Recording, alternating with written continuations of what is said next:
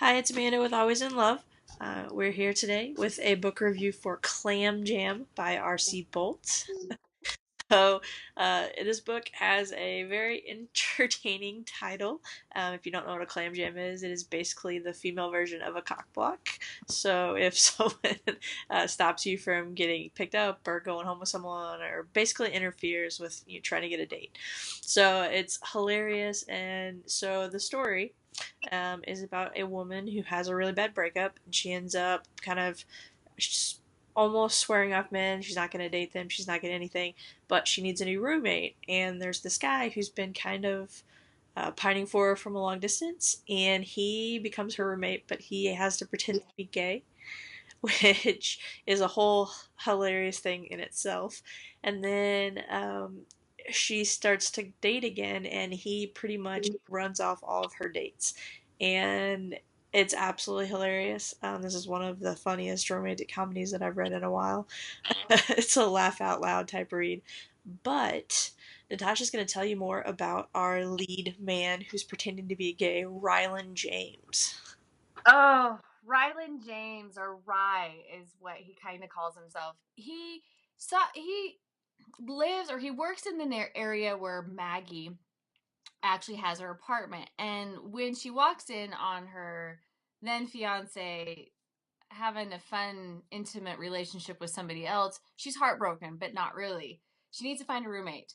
So Rye doesn't know Maggie's story, but he's seen her because he's going to get coffee at this one place. He's always kind of seen her, and he said, "Man, she is has something for him." And then he sees the roommate needed, and he was talking to her. She's almost interviewing this. She's telling her best friend, she's like, "Okay, I just really would like. I don't know if I can handle women, but I would take a gay dude." And lo and behold, Rye doesn't hear this conversation, but for some reason, that's the thing that he says when he's trying to get the room because he just has something for Maggie. He just has this. And Maggie's kind of taken back because when she meets him, she's like, holy hell, this guy is sexy. I mean, my ovaries may just explode by looking at him. And it's just the humor, their internal humor that is written out also had me laughing because Rye is just hilarious when he's trying to convince people that he's gay because even when he tells his best friend, what? And so he's like, all right, Snookums, or I can't remember the name he used, but it was funny because then his friend, like, almost has more fun being his love interest to kind of convey this message to Maggie that he really is gay. And over time, these two, Maggie and Rye, do become best friends, and they really do work together as a team in the relationship of best friends and roommates and their feelings. Maggie has these feelings for him, like she's falling in love with him and not knowing that he actually could be a possible love interest for her until some things go on. And it is one of the funniest romance comedies I read in a long time. And I know you and I have talked about it just because I just think the way that this whole concept came out that RC Bolt started, it's downright funny. I can almost see this as a movie just because of how it all comes about, the innuendos that they have. There's just so much. Don't you agree? Yeah, they have so many different funny things. Like the way that she writes is, and you see it in some of the other books, but this one's just flat out hysterical. Like she talks about, they do movie quotes and goofy things, and make fun of each other with trapper keepers and flip phones. And I mean, it's absolutely hysterical. Some of the stuff that's in this book, like you're literally a laugh out loud. Don't read in a public place because you'll get strange looks. Like it's hilarious. Um, and then the ways that he comes up with to get her dates to leave are one of my favorite parts. Like I'm trying really hard to get her to write a book of just these different ways that he clam jams because they're absolutely hysterical. Like one man, he does the macho thing and bullies them, and then that stops working, so he has to become really creative.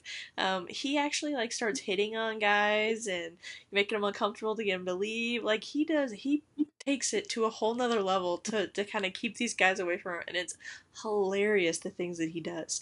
And then you were talking about a little bit about his best friend Jack, who is the alpha male type who's not even, you wouldn't even remotely fathom that he's gay, and he just enjoys messing with Rye so much the whole time.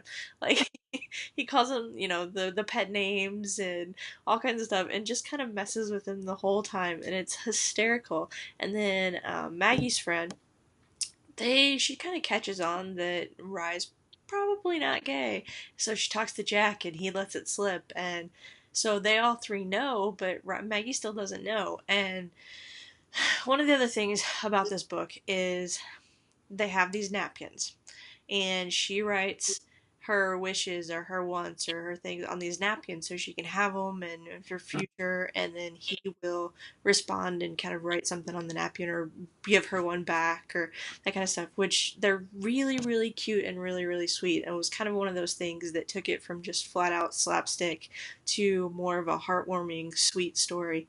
And then of course, it comes out that, it. So they go to Maggie's parents' house, and they end up kind of falling into bed with each other. But she still thinks he's gay, and this is a one-time thing, which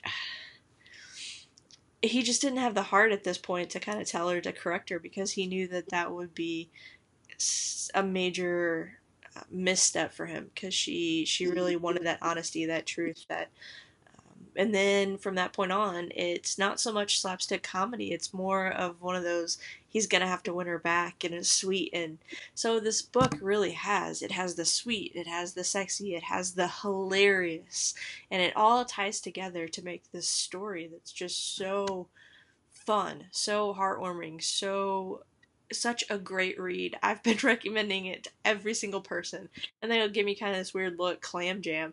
Why am I going to read about? But it's not just something that's going to be the slapstick funny. It is so endearing, and the notes and the feelings that Rye actually has and things like that for her are just, they just take this book to a whole nother level. And I'm so happy that I've gotten pretty much everybody. I just keep telling everybody I know to read it. But then I can't wait for Jack's story, Blue Balls, which is supposed to be hilarious as well. Um, it's just the way that this book is written is just, it's fabulous.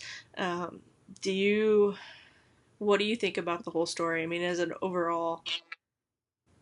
As an overall, it there is the funniness, but those notes, really, it was kind of cute how they started the notes, and then that kind of became it. But then there's also the 80 movies, that she Pretty in Pink, and at my age, that was like that was that was like the movie to go see in the 80s, and I just like that there is so much of that in that, and I really enjoyed it just because um, of how she puts it all together. We have the comedy, we have the romance, and then there's the sweet tenders, and then there's all of the friends that are part of it, and Yeah. just I don't know, I can just go on and on about this book just because there's so many fun things about it, but then there's also those swoony moments. You're like, damn, right? I mean, and then I really like it's funny because Maggie even said, she's like, man, my gaydar must be really off, because for her to like not even know that he wasn't, and here's her best friend, and even Jack, and then even other people, and just they just all knew, but him stopping some of those men, um, it was pretty fun. Especially he says, "Yeah, she's kind of a screamer. Let's go do a threesome or something." And the guy was like, just like high tails it out of there as fast as he can. And so I think that's just what's funny, because usually we hear it on the women's end of it, but to have the men's point of view, and that I think that's why it resonated so well and made me enjoy it so much. So Yeah, it really did. This is one of those books that I can see myself reading over and over again, when you just need something that's a little pick me up, a little fun. This could definitely be that book. We highly, highly, highly recommend this book, and Ryland James is most definitely one of our top shelf book boyfriends. I'm sure we'll be seeing more from him when Blue Balls comes out. I can't wait for that. But we also did an interview with R.C. Boldt, so check that out. She's kind of talking a little bit about this and, giving us her little fun interview, which we enjoyed. So check that out, and we will be back next month with another review. Thank you.